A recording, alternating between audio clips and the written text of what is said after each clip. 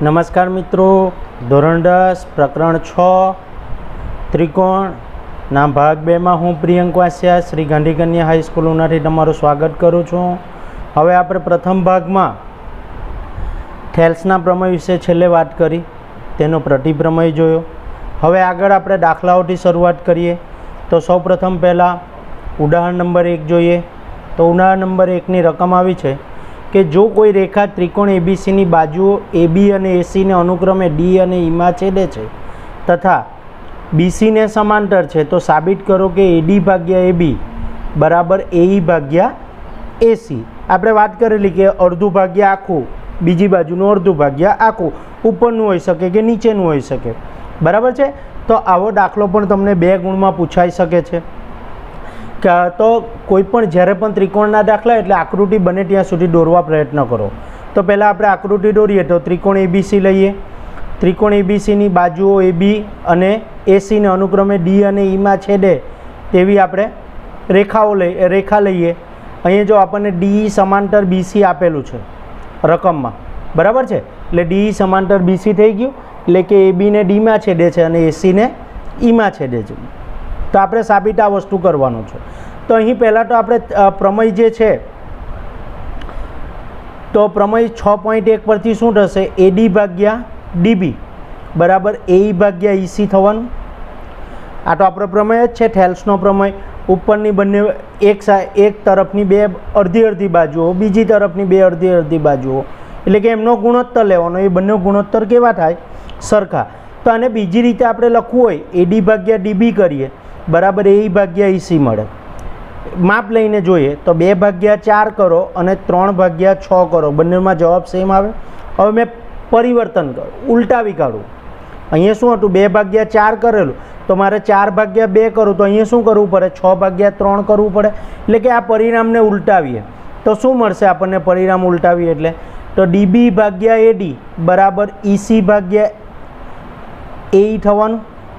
Okay, પછી આપણે યોગ વિયોગ પ્રમાણો, ગુણોત્તર પ્રમાણો જોયા। તો બંને બાજુ શું કરું, 1 ઉમેરું। મારે છેદમાં શું લાવવાનું છે, AB લાવવાનું છે।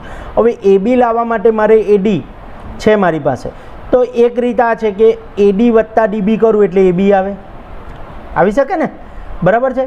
તો AD છે આ બાજુ, આ તરફ એ જ રીતે AC લાવવા માટે AE વત્તા EC કરવું પડે। મેં બંને તરફ 1 ઉમેરું છું તો શું થશે, જો બંને બાજુ 1 ઉમેરીએ એટલે DB ભાગ્યા AD વત્તા 1, EC ભાગ્યા AE વત્તા 1 થવાનું। હવે અહીંયા વત્તા 1 છે એટલે લસા લેવું પડશે આપણે, બરાબર છે। એટલે AD લસા લઈએ તો ઉપર શું થાય, DB વત્તા AD ભાગ્યા AD, EC વત્તા AE ભાગ્યા AE થવાનું, બરાબર છે। એટલે આપણને આગળનું પરિણામ આ રીતે મળશે, DB વત્તા AD। હવે DB વત્તા AD એટલે કે આ DB વત્તા AD AB ભાગ્યા AD બરાબર AC ભાગ્યા AE। પણ આપણે સાબિત તો શું કરવાનું છે, અંશમાં AD હોવું જોઈએ।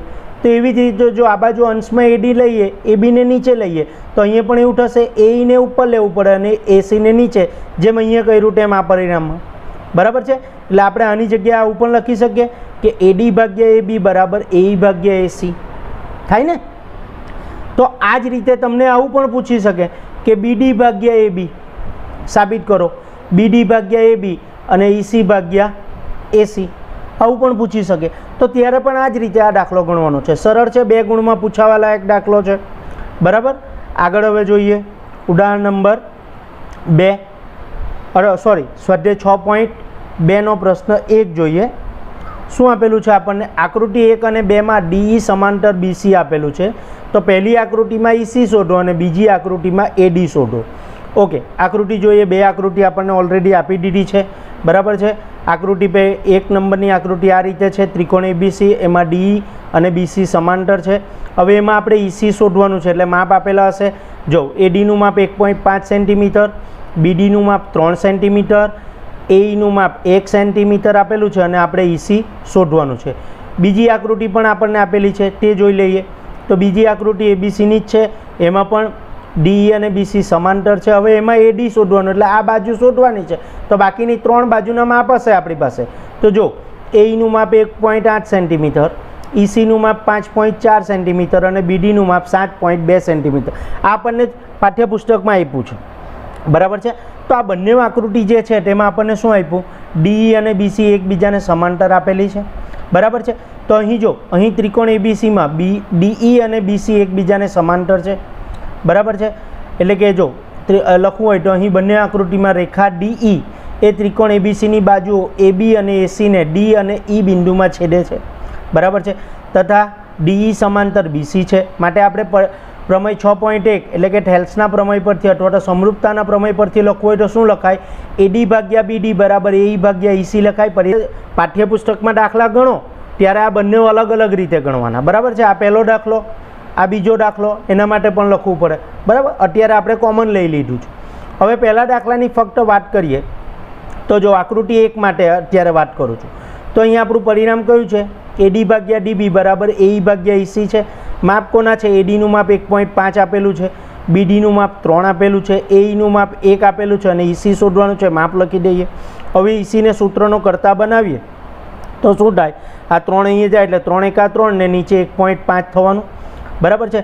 હવે આ જે 1.5 છેદમાં છે તો છેદનો છેદ એટલે મેં અહીંયા 15 કરવું હોય તો ભાગ્યા 10 કરવા પડે અને છેદનો છેદ એટલે અંશમાં જશે, બરાબર. આપણે એટલે શું થાય, 3 ભાગ્યા 15 ભાગ્યા 10 તો છેદનો છેદ એટલે અંશમાં જાય તો 10 ઉપર જાય એટલે 10 તારી 30 ભાગ્યા 15 એટલે ઈસીનું માપ કેટલું મળશે આપણને, 15 દુ 30 થાય એટલે ઈસીનું માપ મળશે આપણને 2 સેન્ટીમીટર. ઓકે, અહીંયા એકમ 2 આપેલો છે, સોરી સેન્ટીમીટર આપેલો છે એટલે આપણે એકમ લખવો પડે સેન્ટીમીટર. સરળ છે દાખલો એકદમ. બીજી આકૃતિ માટે જોઈએ એ જ રીતે પરિણામ આ જ લેવું પડે. કયું આવ્યું, આ એડી ભાગ્યા ડીબી બરાબર એઈ ભાગ્યા ઈસી વાળું. ઓકે, હવે આમાં એડી આપણે શોધવાનું છે. બીડીનું માપ આપણને આપેલું છે 7.2, એઈનું માપ 1.8 અને ઈસીનું માપ 5.4. તો એક કિંમતો મૂકીએ. હવે આ 7.2 છે તેને આ તરફ લઈ લેમ એટલે એડી બરાબર જો હવે કઈ રીતે જો, આ 18 ભાગ્યા 10 થવાનું, આ 7.2 અહીંયા જાય એટલે 72 ભાગ્યા 10 કરી શકું અને આ છેદમાં 54 છે તો 5.4 છે તો 54 લખવું હોય તો 54 ભાગ્યા 10 એટલે છેદનો છેદ અંશમાં જાય. ઓકે, આગળ હવે જે ઉડે તે ઉડાવીએ. જો અહીંયા 18 તાલી 54, બરાબર છે. પછી 72 અને 72 ને 3 વડે ભાગીએ એટલે 24 તાળી 72. આ એક 10 કેન્સલ થઈ જાય એટલે શું બચ્યું, 24 ભાગ્યા 10 બચવાનું આપણે. એડી બરાબર 24 ભાગ્યા 10 એટલે એડી બરાબર જવાબમાં શું આવશે, 2.4 સેન્ટીમીટર. ઓકે, તો આ રીતે પણ તમને 2 ગુણમાં દાખલો પૂછી શકે અથવા 2 ગુણમાં કોઈ પણ એક આકૃતિવાળો દાખલો આવી શકે. બીજું જરૂરી નથી 2 ગુણનો દાખલો જ પૂછાય, તમને વૈકલ્પિક જે એક ગુણના આવે ને તેમાં પણ આવી રીતે દાખલો પૂછી શકે 1 ગુણનો. ઓકે, પણ આ પ્રકરણ 6 ગુણનું જ છે એટલે 4 ગુણનો એક દાખલો મોટો આવશે એટલે કે પ્રમેય કે રાઇડર, અને 2 ગુણનો એક દાખલો અથવા તો જો પછી સેક્શન એમાં પૂછવું હોય તો 2 પૂછવા પડે, એક ગુણના અથવા 2 ગુણનો દાખલો પૂછવો પડે. ખ્યાલ આવી ગયો. આગળ જોઈએ હવે સ્વાધ્યાય 6.2માં પ્રશ્ન 3. આપેલ આકૃતિમાં જો LM સમાંતર CB અને LN સમાંતર CD હોય તો સાબિત કરો કે AM ભાગ્યા AB બરાબર AN ભાગ્યા AD. તો આકૃતિ જોઈએ. આપણને આ રીતે આકૃતિ આપેલી છે. એક ચતુષ્કોણ છે ABCD, બરાબર. એમાં LM જે છે એટલે કે આ LM એ કોને સમાંતર છે, CB ને, એટલે કે આ BC ને સમાંતર છે, અને LN જે છે તે CD ને સમાંતર છે. આ બે એકબીજાને સમાંતર અને આ એકબીજાને સમાંતર છે. તો અહીં જો ત્રિકોણ ABCમાં LM સમાંતર CB અને LM એ AB ને તથા LM જે છે તે AB ને M માં છેદે છે અને AC ને ક્યાં છેદે છે, L માં છેદે છે. આ AC ને L બિંદુમાં છેદે છે. કયું, ફક્ત અત્યારે વાત કરતા છે આપણે LM ની. ઓકે, તો આપણે આવું લખી શકીએ AM ભાગ્યા AB, આ AM ભાગ્યા AB બરાબર AL ભાગ્યા AC. આ રીતે થાય ને. આ AM ભાગ્યા AB બરાબર આ ત્રિકોણ બની ગયો તમારો. કયો, ABC. જો અહીંયા આપણે વાત કરી છે ત્રિકોણ AB અને C, એમાં આ સમાંતર છે એકબીજાને, એટલે અહીંયા બનાવવું હોય તો AM તો ઉપરની બાજુ એટલે અહીંયા AL ઉપરની બાજુ થાય. આખું લીધું AB તો અહીંયા આખું લેવું પડે AC. ઓકે, તો પ્રમેય 6.1 પરથી એટલે કે થેલ્સના પ્રમેય પરથી આપણે આ લખી શકીએ AM ભાગ્યા AB બરાબર AL ભાગ્યા AC. ચાલો, AM ભાગ્યા AB તો આવી ગયું ડાબી બાજુ, પણ જમણી બાજુમાં શું છે, AN ભાગ્યા AD છે. AD વાળો ભાગ એટલે અહીંયા આવેલો છે એટલે નીચેનો ત્રિકોણ હવે લેવો પડશે આપણે. તો હવે ત્રિકોણ કયો છે, ACD. એની અંદર શું છે LN. હવે આ LN છે CDને સમાંતર છે. બીજું કે જે આપણે LN જે છે તે ACને આ ACને Lમાં છેદે છે એ તો ખ્યાલ છે જ, અને ADને ક્યાં Nમાં છેદે. તો આવી જ રીતે પ્રમેય 6.1 પરથી અહીંયા આપણે લખવું હોય તો શું લખી શકીએ? AL ભાગ્યા AC બરાબર AN ભાગ્યા AD લખી શકીએ. બરાબર છે, AL ભાગ્યા AC બરાબર AN ભાગ્યા AD. હવે જો એ પણ પ્રમેય 6.1 પરથી. હવે અહીંયા શું આવ્યું? AM ભાગ્યા AB બરાબર AL ભાગ્યા AC, પરિણામ નંબર 1માં. પણ પરિણામ 2 જે મળ્યું તેમાં AL ભાગ્યા ACની કિંમત તો AN ભાગ્યા AD આવી, તો આ AL ભાગ્યા ACના સ્થાને આપણે AN ભાગ્યા AD લખી શકીએ. તો પરિણામ 1 અને 2ને સરખાવીએ તો આપણે લખી શકીએ AM ભાગ્યા AB બરાબર AN ભાગ્યા AD. સરળ છે, 2 ગુણમાં આવું પણ પૂછી શકાય આપણને. ખ્યાલ આવી ગયો? આ સમાંતર હશે અને આ સમાંતર છે આને. પછી આપણે પ્રમેય થેલ્સનો પ્રમેય જ યાદ રાખવાનો. જ્યારે સમાંતર 2 બાજુ આપેલી હોય, ત્રિકોણની કોઈ એક બાજુની કોઈક રેખા સમાંતર આપી હોય ત્યારે થેલ્સનો પ્રમેય યાદ રાખો. ઓકે, આગળ હવે જોઈએ સ્વાધ્યાય 6.2 પ્રશ્ન 4. આપેલા આકૃતિમાં જો AD સમાંતર AC અને DF સમાંતર AE હોય તો સાબિત કરો કે BF ભાગ્યા FE બરાબર BE ભાગ્યા EC. આકૃતિ જોઈએ આપણે. આ રીતે આકૃતિ આપી છે. શું છે? ABC છે, એમાં DE અને AC સમાંતર. જો આ DE અને AC સમાંતર. ઓકે, પછી DF, આ જે છે DF અને AE સમાંતર. આ જે AE છે તે એકબીજાને સમાંતર છે. તો આપણે સાબિત કરવાનું છે કે BF ભાગ્યા એટલે કે BF એટલે કયું? આ BF ભાગ્યા FE બરાબર BE ભાગ્યા EC. આ રીતે આપણે સાબિત કરવાનું છે. ઓકે, જોઈએ અહીં ત્રિકોણ ABCમાં DF સમાંતર AE અહીં આપી જ છે આપણને રકમમાં જ, અને DF એ આ જે DF છે તે રેખાખંડ ABને ક્યાં? Dમાં, અને રેખાખંડ BEને Fમાં છેદે છે. એટલે અહીંયા આપણે પરિણામ લખવું હોય તો શું લખી શકીએ? કયા ત્રિકોણ માટે? ABE એટલે આ ત્રિકોણ. જો A, B અને E, આ ત્રિકોણ માટે આપણે પરિણામ લખવું હોય તો AD ભાગ્યા DB અથવા તો AD ભાગ્યા AB અથવા તો BD ભાગ્યા AB AB લેવાય ને. તેવી જ રીતે નીચેનું લેવું પડે, આ BF અને E. એટલે કે આ ત્રિકોણ માટે હવે આપણે પરિણામ લખવું હોય તો આ રીતે લખી શકાય કે BF ભાગ્યા FE. આની જ મેં બાજુ લેમ છું, ડાબી બાજુ. એટલે BF ભાગ્યા FE એટલે આ પહેલી બાજુ લીધી તો અહીંયા પહેલી બાજુ કઈ થાય? આ BD ભાગ્યા DA થવાનું. ઓકે, BF ભાગ્યા FE આ બાજુ, એટલે આ બાજુ BD ભાગ્યા AD. ઉલટું પણ તમે લખી શકો, અને આ તરફ પણ લઈ શકો. DA ભાગ્યા તો પાછું ફેરવવું પડે આ પ્રમાણે લાવવા માટે, એટલે સીધે સીધું લઈ લીધું. શું લીધું? BF ભાગ્યા FE. એવી જ રીતે અહીંયા લેવું હોય તો BD ભાગ્યા DA. પ્રમેય 6.1 પરથી. આગળ હવે જોઈએ ત્રિકોણ ABC. હવે આખા ત્રિકોણની વાત કરવાની છે. DE, આ જે DE જે છે તે સમાંતર AC. આ DE જે છે તે ACને સમાંતર છે ને, અહીંયા આપેલું જ છે આપણને. પછી આ DE જે છે તે ABને ક્યાં? Dમાં છેદે, અને BCને ક્યાં છેદે છે? Eમાં છેદે છે. તો અહીંયા આપણે લખવું હોય પરિણામ તો જો હવે BE અને C વાળું એટલે આ પરિણામ થવાનું. એટલે BE ભાગ્યા EC વાળું લઈ લઈએ આપણે. તો BE ભાગ્યા EC બરાબર શું લેવાય? BD ભાગ્યા AD થાય ને. હવે જો અહીંયા શું આવ્યું? BF ભાગ્યા FE પરિણામ 1માં બરાબર BD ભાગ્યા DA. તો આ BD ભાગ્યા DA બરાબર તો BE ભાગ્યા EC આવ્યું પરિણામ 2. તો પરિણામ 1 અને 2 પરથી આપણે લખવું હોય તો આ રીતે આ સાબિત કરી શકીએ ને. એટલે BF ભાગ્યા FE બરાબર BE ભાગ્યા EC. સરળ છે. એટલે જ્યારે પણ આપણે ત્રીજી બાજુને કોઈ પણ ત્રિકોણની 3 બાજુઓ પૈકી કોઈ પણ એક બાજુને સમાંતર આવશે અને આવી રીતે સાબિત કરોના નાના નાના 2 ગુણના દાખલાઓ પૂછાય ત્યારે એક પરિણામ ડાબી બાજુનું મળશે અને બીજું પરિણામ જમણી બાજુનું મળશે. ડાબી બાજુનું જે પરિણામ હશે તેની સાથે જે જવાબ આવેલો હોય તે જમણી બાજુના પરિણામ સાથે તે જ જવાબ આવે. એટલે 1 અને 2 પરથી આપણે સરખાવી શકીએ. આકૃતિ તમને કોઈ પણ રીતે આપી શકીએ. ઓકે, આગળ હવે જોઈએ આપણે સ્વાધ્યાય 6.2 પ્રશ્ન 7. જો પ્રમેય 6.1 ઉપયોગ કરી સાબિત કરો કે ત્રિકોણની એક બાજુના મધ્યબિંદુમાંથી પસાર થતી અને બીજી બાજુને સમાંતર રેખા ત્રીજી બાજુને દુભાગે છે.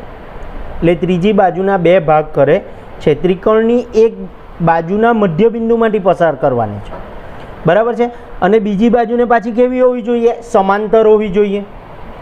તો ત્રીજી જે બાજુ છે તેને દુભાગે એવું આપણે બતાવવાનું છે. ચાલો આપણે આકૃતિ પહેલાં અહીંયા પક્ષ લઈ લઈએ, પ્રમેય જેવું છે એટલા માટે યાદ રહી. તો ત્રિકોણ એબીસીમાં પી એ રેખાખંડ એબીનું મધ્યબિંદુ છે. પીમાંથી દોરેલ રેખાખંડ બીસીને સમાંતર અને એસીને ક્યુમાં છેદે.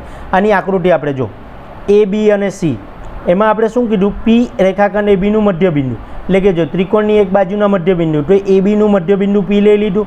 પી મધ્યબિંદુ છે એટલે એથી પીનું માપ અને પીથી બીનું માપ સરખું થવાનું. પસાર થતી, હવે આમાંથી પસાર કરવાની છે. તો આમાંથી પસાર થતી જે રેખા છે તે આને પાછી સમાંતર, જો બીસીને સમાંતર છે, બરાબર છે. સામેની બાજુ ક્યુમાં છેદે છે. તો આપણે સાબિત શું કરવાનું કે ક્યુ જે છે તે આનું મધ્યબિંદુ છે, અથવા તો એવું સાબિત કરવાનું કે એ ક્યુ બરાબર ક્યુસી, આને દુભાગે છે એટલે આખા એસીના 2 ભાગ થાય. કયા? એ ક્યુ અને ક્યુસી, એવું આપણે સાબિત કરવાનું છે. તો સાધ્ય ક્યુ એ રેખાખંડ એસીનું મધ્યબિંદુ છે, બરાબર છે. એટલે દુભાગે એટલે કે 2 ભાગ કરે સરખા, તો અહીં એ મધ્યબિંદુ થવાનું. એટલે કે ક્યુ આપણે એનું મધ્યબિંદુ લાવવું હોય તો એ ક્યુ અને ક્યુસીનું માપ સરખું કરવું પડે આપણે. ચાલો સાબિતી જોઈએ. તો ત્રિકોણ એબીસીમાં જો પી ક્યુ સમાંતર બીસી, બરાબર, આપણે પક્ષ પરથી, અને પી અને ક્યુ અનુક્રમે એબી અને એસી પર આવેલા છે. પી બિંદુ એબી પર અને ક્યુ બિંદુ એસી પર. તો થેલ્સનો પ્રમેય પાછો ઉપયોગમાં લઈ શકીએ આપણે. એટલે શું લખી શકીએ? એપી ભાગ્યા પીબી બરાબર એ ક્યુ ભાગ્યા ક્યુસી લખાય આ રીતે. એપી ભાગ્યા પીબી બરાબર એ ક્યુ ભાગ્યા ક્યુસી આપણે લખી શકીએ. આગળ હવે જોઈએ તો પી તો રેખાખંડ એબીનું મધ્યબિંદુ છે. તો એપી અને પીબી બંનેના માપ તો કેવા થવાના? સરખા થવાના, બરાબર છે. તો એપીની જગ્યાએ પીબી લખી શકીએ, અથવા તો પીબીની જગ્યાએ એપી લખી શકીએ. એટલે એ તો 2 કેન્સલ જ થઈ જાય, એટલે એક જ જવાબ આવે એની જગ્યાએ. એટલે આવું થશે એપી બરાબર પીબી. જો આ મધ્યબિંદુ હોય તો એપી બરાબર પીબી થાય. તો આ કિંમત અહીંયા મૂકી શકીએ. એટલે એપી ભાગ્યા પીબી બરાબર 1, પરિણામ નંબર 2. તો આ 1 અહીંયા મૂકીએ 1 અને 2 પરથી. તો શું થશે? એ ક્યુ ભાગ્યા ક્યુસી બરાબર 1 થવાનું. તો એ ક્યુ ભાગ્યા ક્યુસી બરાબર 1 થાય. તો આ ક્યુસીને આ તરફ લઈ લે તો એ ક્યુ બરાબર ક્યુસી થવાનું. હવે એ ક્યુ બરાબર ક્યુસી ક્યારે થઈ શકે? જ્યારે ક્યુ એ આનું મધ્યબિંદુ હોય ત્યારે જ. માટે આપણે લખવું હોય તો લખી શકાય કે ક્યુ એ એસીનું શું છે? મધ્યબિંદુ છે. ખ્યાલ આવી ગયો? એટલે જ્યારે પણ મધ્યબિંદુવાળું આ રીતે પૂછાયેલું હોય, મધ્યબિંદુ સાબિત કરવાનું હોય, ત્યારે આપણે આ રીતે દાખલો ગણવાનો, બરાબર. પરિણામ લાવવાનું કે આ 2 બાજુઓનો ભાગાકાર કરતાં આપણને જવાબ કેટલો મળે? 1 મળે છે. જો બધા દાખલામાં થેલ્સના પ્રમેયનો જ ઉપયોગ થાય છે. ઓકે, આગળ હવે જોઈએ સ્વાધ્યાય 6.2 એનો પ્રશ્ન 8. પ્રમેય 6.2નો ઉપયોગ કરીએ એટલે શું છે? થેલ્સના પ્રતિપ્રમેયનો. અહીંયા થેલ્સના પ્રમેયનો નહીં પણ થેલ્સના પ્રતિપ્રમેયનો ઉપયોગ કરવાનો છે. સાબિત કરો કે ત્રિકોણની 2 બાજુઓના મધ્યબિંદુમાંથી પસાર થતી રેખા ત્રિકોણની ત્રીજી બાજુને સમાંતર હોય છે. ત્રિકોણના આપણે અગાઉ શું સાબિત કર્યું? 2 બાજુઓના મધ્યબિંદુમાંથી પસાર થાય. આપણે અગાઉ શું સાબિત કર્યું? મધ્યબિંદુ બતાવ્યું. અહીંયા ઓલરેડી મધ્યબિંદુ આપી દીધા છે બંને, બરાબર છે ને. એમાંથી જે પસાર થતી જે રેખા છે તે ઓલરેડી સમાંતર, આપણે પહેલાં આની અગાઉના દાખલામાં સમાંતર આપેલું હતું. જ્યારે અહીંયા આપણે સાબિત શું કરવાનું છે? સમાંતર છે. તો જો પક્ષ લઈ લઈએ કે ત્રિકોણ એબીસીમાં પી અને ક્યુ અનુક્રમે એબી અને એસીના મધ્યબિંદુઓ છે. જો બરાબર છે આ રીતે થવાનું. એબી અને એસીના મધ્યબિંદુ હોય તો એનો મતલબ એમ કે એથી પીનું માપ અને પીથી વીનું માપ સરખું, તથા એથી ક્યુનું માપ અને ક્યુથી સીનું માપ સરખું, બરાબર. તો સાબિત આપણે શું કરવાનું કે આ જે પી ક્યુ જે રેખા છે તે રેખા અને આ બીસી જે છે તે એકબીજાને કેવી છે? સમાંતર. એટલે પી ક્યુ સમાંતર બીસી આપણે સાબિત કરવાનું છે, બરાબર છે. તો અહીં આપણે જો પહેલું તો વસ્તુ પી કોનું મધ્યબિંદુ છે? એબીનું મધ્યબિંદુ આપેલું છે. પી રેખાખંડ એટલે એબીનું મધ્યબિંદુ છે. આપણે રેખાખંડનું ચિહ્ન દર્શાવતા નથી. પી એ એબીનું મધ્યબિંદુ છે તો એનો મતલબ એમ કે એપી બરાબર પીબી થવાનું. એપી બરાબર પીબી થાય, બરાબર છે. એવી જ રીતે એપી બરાબર પીબી જો આ થતું હોય તો એપી ભાગ્યા પીબી બરાબર આપણને શું મળશે? 1 મળશે. પરિણામ નંબર 1. પહેલાંમાં શું કરલું? આ પરિણામ પરથી આપણે એપી બરાબર પીબી પર ગયેલા. અહીંયા આના પરથી આના પર જવાનું છે. એવી જ રીતે જો ક્યુ એ કોનું? એસીનું મધ્યબિંદુ છે. એટલે શું થવાનું? એ ક્યુ બરાબર ક્યુસી થવાનું. ઓકે, તો એ ક્યુ ભાગ્યા ક્યુસી બરાબર પણ 1 થવાનું ને. એ ક્યુ ભાગ્યા ક્યુસી બરાબર 1. તો આપણું પરિણામ નંબર 2. તો જો પરિણામી 1 અને 2 ની બંનેની ડાબી બાજુ અલગ અલગ છે. ઓકે, ચાલો હવે પરિણામી 1 અને 2 પરથી આપણે લખવું હોય તો એપી ભાગ્યા પીબી બરાબર એક્યુ ભાગ્યા ક્યુસી લખી શકીએ. બરાબર છે? કેમ? બંનેની જમણી બાજુ કેવી છે? સરખી છે. એટલે એપી ભાગ્યા પીબી બરાબર એક્યુ ભાગ્યા ક્યુસી. તો હવે ત્રિકોણ એબીસીમાં જો પી અને ક્યુ બિંદુઓ અનુક્રમે એબી અને એસી પર આવેલા છે. બીજી વસ્તુ એપી ભાગ્યા પીબી બરાબર એક્યુ ભાગ્યા ક્યુસી, આ વસ્તુ થયું. પી અને ક્યુ બિંદુ જે છે તે એબી અને એસી પર આવેલા છે તથા આપણને આ પરિણામ મળ્યું એપી ભાગ્યા પીબી બરાબર એક્યુ ભાગ્યા ક્યુસી. તો હવે થેલ્સનો પ્રતિપ્રમેય શું કહે કે જ્યારે તમને આવું પરિણામ મળતું હોય અને આ બે બિંદુઓ જ્યારે અહીંયા ત્રિકોણની જે બે બાજુઓ છે તેના ઉપર આવેલા હોય તો આ બંને રેખાઓ કેવી થાય? સમાંતર થશે. તો સીધું આપણે લખી શકીએ. માટે પ્રમેય 6.2 પરથી આપણે લખવું હોય તો શું લખાય? પીક્યુ સમાંતર બીસી. એટલે પીક્યુ અને બીસી કેવી થાય? સમાંતર. અત્યાર સુધી આપણે શું કરતા હતા કે આના પરથી આ બાજુ જવાનું હતું, આના પરથી આ પરિણામ પર જતા. હવે અહીંયા શું કર્યું? આ પરિણામ પરથી આપણે આ સમાંતર સાબિત કર્યું. ખ્યાલ આવી ગયો? તો આ રીતના દાખલાઓ આપણને નાના નાના છે તે પૂછાઈ શકે છે. બાકીના દાખલાઓ ગણવા પ્રયત્ન કરજો સ્વાધ્યાયના. ઓકે, આગળ હવે જોઈએ આપણે ત્રિકોણની સમરૂપતાનો સિદ્ધાંત, આગળનો ટોપિક. તો હવે જો સમરૂપ ત્રિકોણોની વ્યાખ્યા અનુસાર બે ત્રિકોણ લેમ છું મેં. એ ત્રિકોણ એબીસી અને ડીઈએફ એ સંગતતા એબીસી સંગત ડીઈએફ માટે સમરૂપ થાય તે માટે નીચેની શરતોનું પાલન, એટલે કે બે ત્રિકોણ સમરૂપ હોય તેના માટે નીચેની શરતોનું પાલન થવું જોઈએ. અહીં બે ત્રિકોણ છે એબીસી અને ડીઈએફ, આ બે ત્રિકોણ માટે. તો પહેલી શરત કે એના ખૂણાઓ કેવા હોવા જોઈએ? સરખા હોવા જોઈએ. એટલે કે ખૂણો એ અને ખૂણા ડીનું માપ સરખું, ખૂણો બી અને ખૂણા ઈનું માપ સરખું, ખૂણો સી અને ખૂણા એફનું માપ સરખું હોવું જોઈએ. એટલે કે ડી બી અને ઈ સરખો તથા સી અને એફ સરખો.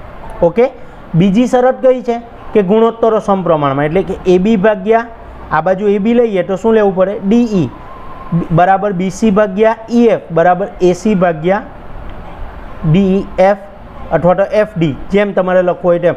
ડીઈ લખો કે ઈડી લખો, બંને એક જ છે. ઓકે, આ શરતનું પાલન થવું જોઈએ. તો જ આપણે શું કહી શકીએ કે આ બેમાંથી કોઈ પણ એક, આપણે અગાઉના ટોપિકમાં ચર્ચા કરી તે પ્રમાણે બેમાં ત્રિકોણ માટે આ બેમાંથી એક શરતનું પાલન થાય એટલે બીજી શરતનું ઓટોમેટિક પાલન થઈ જ જાય છે. બરાબર છે? પણ આપણે અત્યારે એમ માનીએ કે આ બે શરતનું પાલન થવું જોઈએ. તો અહીંયા શું થાય? જો આ શરતનું પાલન થાય તો આપણે સંકેતમાં લખી શકીએ કે ત્રિકોણ એબીસી સમરૂપ, આ સમરૂપનું ચિહ્ન છે. ત્રિકોણ ડીઈએફ, તેને ત્રિકોણ એબીસી સમરૂપ ત્રિકોણ ડીઈએફ એમ વંચાય. ગુજરાતીમાં વાંચવું હોય તો આ રીતે વંચાય. આ જે છે તે સમરૂપનું ચિહ્ન છે. એટલે ત્રિકોણ એબીસી અને ત્રિકોણ ડીઈએફ સમરૂપ હોય તો તેના ત્યારે કઈ કઈ શરતો? એક તો બાજુઓના ગુણોત્તર સરખા થશે અને એમના ખૂણાઓ કેવા થાય? સરખા. બાજુઓના ગુણોત્તર સરખા, બાજુઓ સરખી નથી, ખાસ ધ્યાન રાખજો. બાજુઓના ગુણોત્તર, બાજુઓ સરખી હશે તો પ્રોબ્લેમ નથી, ગુણોત્તર સરખા જ થવાના. પણ મેઇન છે અહીં બાજુઓના ગુણોત્તર સરખા થવા જોઈએ. તો અહીંયા આપણને આવી સંગતતા, તો આવી સંગતતાઓ વિશે આપણે ધોરણ 9માં અભ્યાસ કર્યો. બરાબર છે? એબીસી સંગત ડીઈએફ લખીએ એટલે એની સાથે કયો ખૂણો? ડી. હવે મેં અહીંયા બદલી કરું, એબીસી સંગત ઈએફડી કરું તો શું થાય? એની સાથે ઈ, બીની સાથે એફ અને સીની સાથે ડી. આવું આપણે ધોરણ 9માં શીખીને આવેલા છે. જો અહીંયા આપણે જોઈએ તો અહીં એબીસી સંગત ડીઈએફ મેં લખું તો આકૃતિ મેં દોરું તો આ રીતે થાય એબીસી અને ડીઈએફ. જ્યાં એ છે ત્યાં બીજી આકૃતિમાં ડી આવશે, જ્યાં બી છે ત્યાં બીજી આકૃતિમાં ઈ આવે અને જ્યાં સી છે ત્યાં બીજી આકૃતિમાં એફ આવે. હવે આ સંગતતા જો સમરૂપતા થાય તો શું થાય? ખૂણા એનું માપ અને ડીનું માપ કેવું થાય? સરખું. ખૂણા બીનું માપ અને ઈનું માપ સરખું અને સી અને એફનું માપ સરખું તથા બાજુઓનો ગુણોત્તર જો સરખો થાય. એટલે કે એબી ભાગ્યા ડીઈ બરાબર બીસી ભાગ્યા ઈએફ બરાબર એસી ભાગ્યા ડીએફ. જો આવું થાય તો આ બે ત્રિકોણો કેવા કેવા ત્રિકોણો થાય? સમરૂપ ત્રિકોણો. તો એને લખવું હોય તો ત્રિકોણ એબીસી સમરૂપ ત્રિકોણ ડીએફ, આ રીતે લખી શકીએ. આવી રીતે બીજી અલગ અલગ શરતો છે. જો તો એબીસી અને ઈડીએફ, તો એ છે ત્યાં શું આવશે? ઈ. બી છે ત્યાં ડી અને સી છે ત્યાં એફ. તો કયો ત્રિકોણ સમરૂપ બને? એબીસી સમરૂપ ઈડીએફ. એવી જ રીતે આ જો એબીસી અને એફઈડી, એટલે એ છે ત્યાં એફ, બી છે ત્યાં ઈ અને સી છે ત્યાં ડી. તો કયો ત્રિકોણ? ત્રિકોણ એબીસી સમરૂપ ત્રિકોણ એફ ડી ઈ ડી. એવી જ રીતે આવી રીતે. એટલે ત્રિકોણ માટે જો ટોટલ કેટલી 6 સંગતતાઓ આવી શકે. આમાંથી કોઈ પણ સંગતતા આપણને આપી હોય તો બંને ત્રિકોણ સમરૂપ, તમે આના સ્થાને ત્રિકોણ એબીસી સમરૂપ ત્રિકોણ ડીઈએફ પણ બધી જગ્યાએ લખી શકો, પણ આપણે સરળતા ખાતર જે સંગતતા આપી હોય તે પ્રમાણે ત્રિકોણ સમરૂપ દર્શાવવાના. ખ્યાલ આવી ગયો? આ 6 પૈકીની કોઈ પણ શરતનું પાલન થાય એટલે ત્રિકોણો કેવા કહેવાશે? સમરૂપ ત્રિકોણો કહેવાય. ઓકે, આગળ હવે જોઈએ પ્રમેય 6.3 ખૂ શરત. ખૂણો ખૂણો ખૂણો ધોરણ 9માં આપણે શીખીને આવ્યા, ફક્ત એનું અહીંયા આપણે રિવિઝન કરીએ. જો બે ત્રિકોણમાં અનુરૂપ ખૂણાઓ સમાન હોય તો તેમની અનુરૂપ બાજુઓનો ગુણોત્તર સમાન અથવા તો સપ્રમાણમાં હોય અને તેથી તે બે ત્રિકોણ સમરૂપ છે તેમ કહેવાય. દાખલા તરીકે જો પક્ષ ત્રિકોણ એબીસી અને ત્રિકોણ ડીઈએફમાં ખૂણા સમાન છે, એ અને ડી, બી અને ઈ, સી અને એફ, બરાબર છે. એટલે આ રીતે આપણને આપેલું છે એની સાથે કયો ખૂણો? ડી ખૂણો, બીની સાથે ઈ ખૂણો અને સીની સાથે એફ ખૂણો. આ સમાન આપ્યું એટલે અનુરૂપ ખૂણાઓ સમાન છે તો તેમની અનુરૂપ બાજુઓનો ગુણોત્તર સમાન. એટલે કે અનુરૂપ બાજુ એટલે કઈ? એબી ભાગ્યા ડીઈ બરાબર બીસી ભાગ્યા ઈએફ બરાબર એસી ભાગ્યા ડીઈ. આ આપણે સાહેબ આવું થાય તો એબીસી અને ડીએફ કેવા? બંને સમરૂપ ત્રિકોણો થાય. એટલે ખૂ શરત કે 3 ખૂણાઓની જોડ જો સરખી આપી હોય તો પણ તે બે ત્રિકોણો, આ નથી આપી સપોઝ બાજુઓનો ગુણોત્તર સરખો નથી આપ્યો, ફક્ત આપણને 3 ખૂણાઓ જ સરખા આપ્યા તો પણ એ બે ત્રિકોણો સમરૂપ ત્રિકોણો થશે જ. જોઈએ આપણે સાબિત કરીએ તો સાબિતીમાં જો ડીઈ પર બિંદુ પી અને ડીએફ પર બિંદુ ક્યુ એવા લો જેથી એબી બરાબર ડીપી અને એસી બરાબર ડીક્યુ થાય. એટલે એબીનું માપ જેટલો જ એબીનું માપ થાય એવું આપણે ડીએફ ઉપર કયું બિંદુ લઈએ? પી બિંદુ લઈએ. એટલે કે પીથી ઈનું માપ, પીથી ઈનું માપ અને એથી બીનું માપ સરખું, ક્યુથી પછી આગળ આ બાજુ એસીનું માપ અને ક્યુ એફનું માપ એ પણ સરખું થાય. એવી રીતે આપણે લઈએ, સોરી ડીક્યુનું માપ એટલે કે એબીનું માપ અને ડીપીનું માપ અથવા તો પીનું જે તમારે લેવું હોય તે. અત્યારે આપણે ડીપી લઈને કરીએ છીએ તો એબીનું અને ડીપીનું માપ તથા એસીનું અને ડીક્યુનું માપ સરખું છે. તો ત્રિકોણ એબીસી અને ત્રિકોણ ડીઈએફમાં જો આમાં આપણે શું લખી શકીએ આગળ કે ખૂણો એ અને ખૂણો ડી સરખા છે. ઓકે, પછી એબીનું માપ અને ડીપીનું માપ સરખું છે, પછી એસીનું માપ અને ડીક્યુનું માપ સરખું છે. ઓકે, તો આગળ આપણે લખવું હોય તો આવું લખી શકીએ. માટે બાખુબા શરત. બાખુબા શરત શું હતી? કે બે બાજુઓ અને તેની અંતર્ગત ખૂણો. તો જો બે બાજુઓ કઈ? એબી અને એસી. એવી જ રીતે આ બાજુ ડીપી અને ડીક્યુ. એબીની સાપેક્ષે ડીપી અને એસીની સાપેક્ષે ડીક્યુ અને એ બેનો અંતર્ગત ખૂણો એટલે કયો ખૂણો? આ બાજુ એ ખૂણો અને આ બાજુ ડી ખૂણો. એટલે એબી અને એસીનો અંતર્ગત ખૂણો એ, ડીપી અને ડીક્યુનો અંતર્ગત ખૂણો ડી. તો બાખુબા શરત મુજબ આ બંને ત્રિકોણો તો કેવા થઈ જાય? સમરૂપ ત્રિકોણો જ થાય. બરાબર છે. બાખુબા શરતમાં આપણે આવું જ લખેલું હતું, ધોરણ 9માં શીખીને આવેલા છે. એટલે કે ત્રિકોણ એબીસી અને ડીપીક્યુ, ત્રિકોણ એબીસી અને ત્રિકોણ ડીપીક્યુ કેવા થશે? સમરૂપ ત્રિકોણ થશે. ઓકે, આટલી વસ્તુ થઈ. આગળ હવે જોઈએ બી અને પી સરખા, સી અને ક્યુ સરખા કેમ? તો બિંદુ પ્રાપ્તિ પ્રમેય આપણે ભણેલા છે. અહીંયા જે ખૂણો આપણે આ એ ઈ એફનું જે માપ લેશું એ જ માપ કોનું? એ પી ક્યુનું. આ ખૂણાનું અને આ ખૂણાનું માપ સેમ જ આવે, એક જ રેખાખંડ પર આવેલા છે બિંદુઓ. સેમ એવી જ રીતે ડી એફ ઈનું લેવ કે ડી ક્યુ પીનું લેવ, બંને આ ખૂણો એટલે કે ઈ ક્યુ ખૂણો અને એફ ખૂણો સરખા. અથવા બીજી રીતે જો તો અહીંયા જો કયો આકાર બને છે? એફ આકાર બને. બરાબર છે. અનુકોણોની જોડવાળું. ખ્યાલ આવે છે? અભિકોણો, અનુકોણો, યુગ્મ કોણો આ યાદ છે ને? ઓકે, પરંતુ બી બરાબર તો ઈ આપેલું છે આપણને પક્ષમાં, બી બરાબર ઈ છે અને સી બરાબર એફ આપેલું છે. એટલે કે પીની જગ્યાએ આપણે ઈ લઈ શકીએ, પી બરાબર ઈ અને ક્યુ બરાબર એફ થવાનું. ઓકે, ચાલો આગળ હવે લઈએ તો પી ક્યુ અને ઈએફ, આ પી ક્યુ અને ઈએફ સમાંતર છે અનુકોણોની જોડ પ્રમાણે. બરાબર છે. પી ક્યુ અને ઈએફ એકબીજાને કેવી છે? સમાંતર છે. કારણ કે અનુકોણો છે જો ડી ક્યુ પી અને પી ક્યુ એફ અથવા તો ઈ એફ ક્યુ બરાબર પી ક્યુ ડી. એવી જ રીતે આ બાજુ ડી પી ક્યુ અને પી ઈ એફ એફ આકાર બનાવે એટલે અનુકોણો થવાના અને અનુકોણ એટલે કે આ સમાંતર થઈ ગયું. આગળ જોઈએ હવે ડીપી ભાગ્યા પીઈ. હવે ડીપી ભાગ્યા પીઈ બરાબર શું થવાનું? ડીક્યુ ભાગ્યા ક્યુએફ. પ્રમેય 6.1 પરથી એટલે કે કયો? થેલ્સના પ્રમેય પરથી અહીંયા લખવું હોય, સમરૂપતાનો પ્રમેય, બીપીટીનો પ્રમેય પરથી આપણે લખી શકીએ. બરાબર છે. પણ ડીપીનું માપ તો કોના જેટલું છે? એબી જેટલું છે. અને ડીક્યુનું માપ કોના જેટલું છે? એસી જેટલું છે. તો આપણે અહીંયા લખવું હોય તો બીજું આને ઉલટાવી કાઢીએ એટલે પીઈ ભાગ્યા ડીપી બરાબર ક્યુએફ ભાગ્યા ડીક્યુ.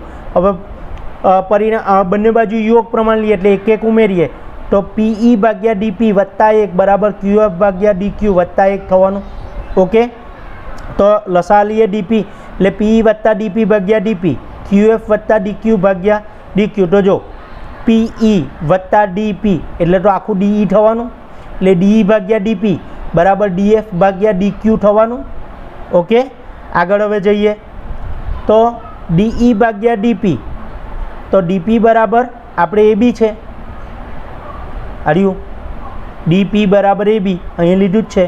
તો એબી ભાગ્યા ડીઈ મેં લખી શકું અહીંયા, આને ઉલટાવી કાઢું એમ ટૂંકમાં પરિણામ. તો એબી ભાગ્યા ડીઈ બરાબર એસી ભાગ્યા ડીએફ લખી શકાય. આ પરિણામને મારે હજુ અહીંયા આગળ લખવું હોય તો એક સ્ટેપ આગળ જામ તો ડીપી ભાગ્યા ડીઈ બરાબર ડીક્યુ ભાગ્યા ડીએફ. હવે ડીપી અને ડીક્યુના સ્થાને એબી અને એસી કિંમત મૂકી દઈએ એટલે આવું મળશે આપણને. ડીપી ભાગ્યા ડીઈ બરાબર એસી ભાગ્યા ડીએફ. ઓકે, તે જ રીતે એબી ભાગ્યા ડીઈ બરાબર બીસી ભાગ્યા ઈએફ થાય ને. બીસી ભાગ્યા ઈએફ પણ થવાનું. આ તો ઓલરેડી થઈ જ જવા. જો આ બે અને આ બેનો ગુણોત્તર સરખાવવાનો તો આ પણ આવી જ જોવાનો છે કારણ કે ખૂણાઓ એકરૂપ છે આપણને આપેલા. ઓકે, તો આગળ હવે ત્રિકોણ એબીસી અને ત્રિકોણ ડીઈએફમાં શું આવ્યું જો? ખૂણો એ, ખૂણો ડી, બી ઈ અને સી અને એફ સરખા. બીજી વસ્તુ શું મળી આપણને? એબી ભાગ્યા ડીઈ બરાબર બીસી ભાગ્યા ઈએફ બરાબર એસી ભાગ્યા ડીએફ લખી શકાય આપણાથી. આ 3 એ 3 આ બે પરિણામો પરથી એબી ભાગ્યા જો એબી ભાગ્યા ડીઈ બરાબર એસી ભાગ્યા ડીએફ છે. હવે એબી ભાગ્યા ડીઈ બરાબર બીસી ભાગ્યા ઈએફ છે. તો આ એબી ભાગ્યા ડીઈનું માપ જે આવવાનું તે જ માપ બીસી ભાગ્યા ઈએફનું આવવાનું અને તે જ માપ કોનું? એસી ભાગ્યા ડીએફનું આવવાનું. એટલે કે આ બે પરિણામો પરથી આપણે લખવું હોય તો શું લખાય કે આ બંને ત્રિકોણો કેવા છે? સમરૂપ ત્રિકોણો છે. એટલે કે ત્રિકોણ એબીસી સમરૂપ ત્રિકોણ ડીઈએફ.